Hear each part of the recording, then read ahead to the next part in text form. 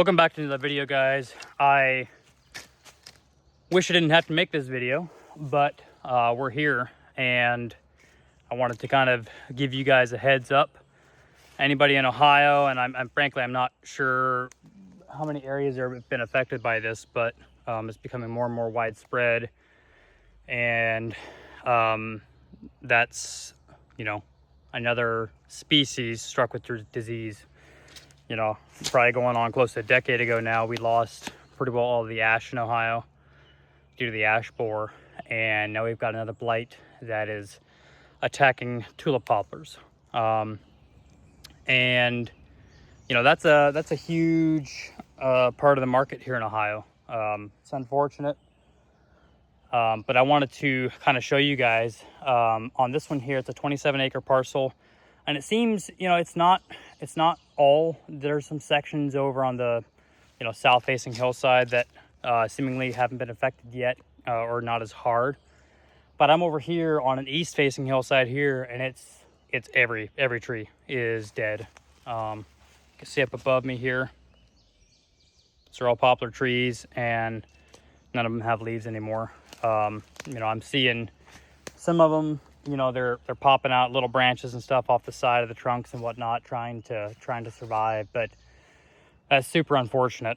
I'm hoping, with the use of spray drones and stuff now, that maybe something can be figured out that wasn't able to be done with the ash borer. Hopefully we can save some of these trees. But if you've got land here in Ohio and you've got a lot of tulip poplar, definitely go take a look at that and see if they're healthy.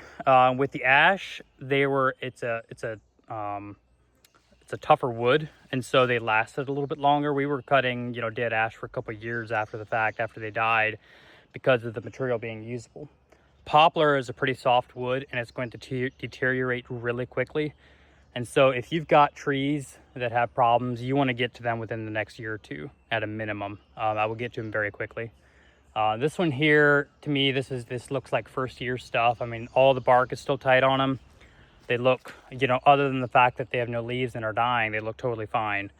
So this is, optimal time to be catching these trees when we are, but it's something that we're going to have to keep an eye on here in Ohio.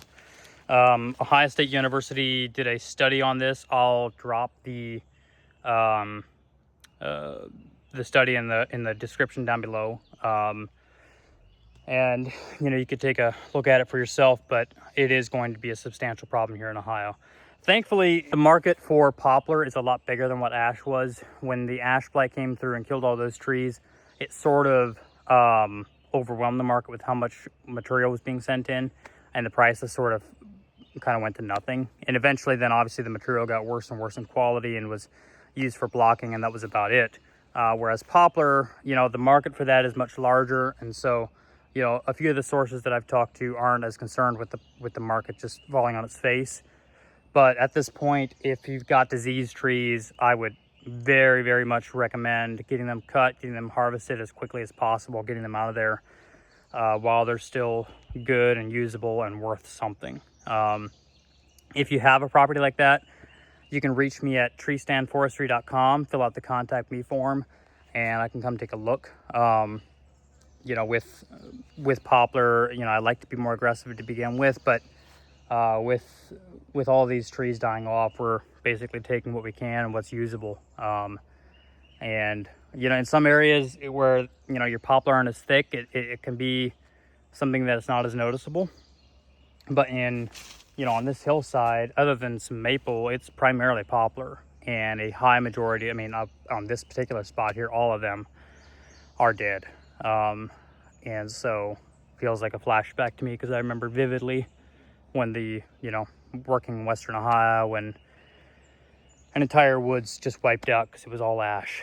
I've seen that a lot out there.